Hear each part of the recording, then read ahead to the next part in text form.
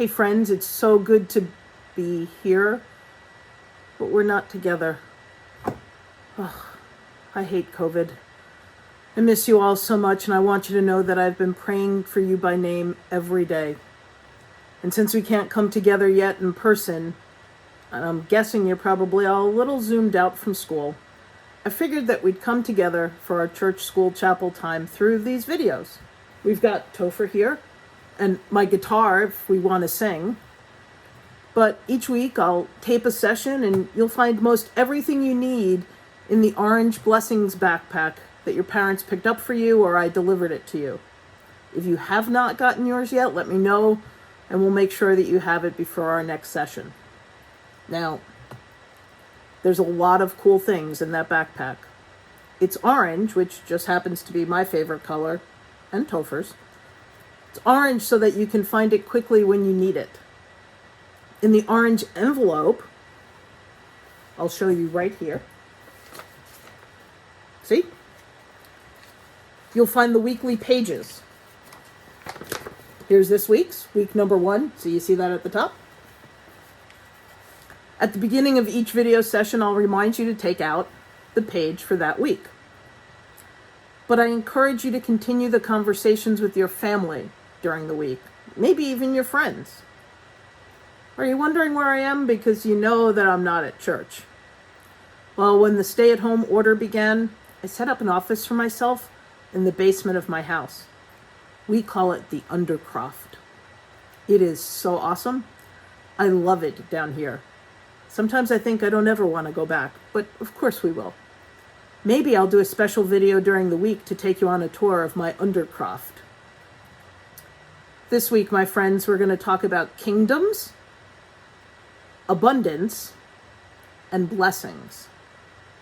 So let's start. I want to set the scene for you. We're going to join this huge crowd of people following Jesus. Jesus was changing everything.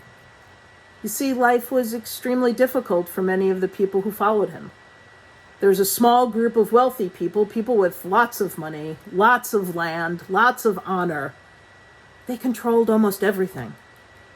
Money and land were some of the most powerful things a person could have in Jesus' time. Another important thing was honor. To have honor meant to have people's respect and to belong. This same small group of people made decisions in their government which helped them to get more money, more land, and more honor. But those decisions also made life harder and poorer for others by taking money, land, and honor away from them. We call this an oppressive system. Well, Jesus couldn't wait to show people how backward that all was. And so Jesus began to help them by healing them from all kinds of sickness and telling them about God's kingdom. Now you can think of a kingdom as the way the world works or the way it's set up. It got its name kingdom because it was generally under a king that was set up. So after healing so many of the people's hurts and pains, Jesus cared for them in another way. He brought them up a mountain and sat down to teach them, bringing healing to their hearts, their souls, and their minds. So that's where we find Jesus, up on that mountain. Jesus hung out on mountains a lot, and at or in the water. But for these stories that we'll be learning about, he's up on a mountain. So on that mountain, Jesus gathered the people around him and told them God wants everyone to have all they need and no one to be harmed or oppressed. He told them that in God's kingdom, there is abundance. Abundance means more than enough. More than enough food, more than enough money, more than enough love, more than enough resources for every child of God to thrive. When there's enough for everyone, no one needs to fight or oppress anyone else. Everything Jesus taught and did was about breaking down these hurtful, oppressive systems and building up God's kingdom of abundance instead. In this sermon, they call it the Sermon on the Mount. Get it? Mount. mountain. Anyway, Jesus listed 9 ways people are blessed. Now, to be blessed meant to be happy, happy in the fullest. And people often thought that happiness happened because of their situation or circumstances, or how life was going for them. People still think that today. The kind of people Jesus described as blessed or happy seemed a little strange, we'll find out. Jesus said, happy or blessed people are those we actually might think of as unlucky or having lots of trouble.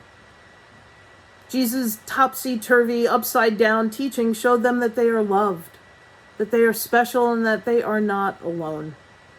He encouraged them to see this in one another as well. Jesus blessed people through his actions and his words. Jesus gave them hope. So friends, that's the beginning of the lessons about the Beatitudes. And this is what I want you to think about this week. I want you to share a time when somebody helped you heal. Maybe you fell down and they helped clean you up with a Band-Aid. Maybe you had to go to the doctor. I want you to think about the people listening to Jesus. Think about how they felt when they heard about God's kingdom of abundance, more than enough everything. And then I want you to think about when you might have noticed a situation when somebody with more power harmed those with less power. Those questions are on our handout for the first week. You can follow along there. Friends, in God's kingdom, there is enough. There is enough clean water for all the people. There is enough rainforest for all the animals. There's enough time for all the families. There is enough love for everyone who feels lonely. There are enough lunches for all the children at school. So this is also what I want you to do. I want you to get your notebooks out of your backpack. Mine is yellow. It looks like this. And you know how I know it's mine? It says, Pastor Chris. And I want you to think about, what does God's kingdom look like for you? What does God's kingdom sound like? What does it taste like? What does it smell like? What does it feel like?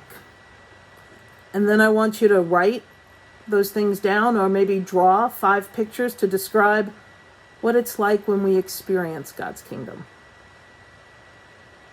Or maybe you could go on a scavenger hunt around your house, maybe even your neighborhood, but ask your parents first, and find things that make you think about the look of God's kingdom, the sound of God's kingdom, the taste of God's kingdom, the smell of God's kingdom, or the feel of God's kingdom.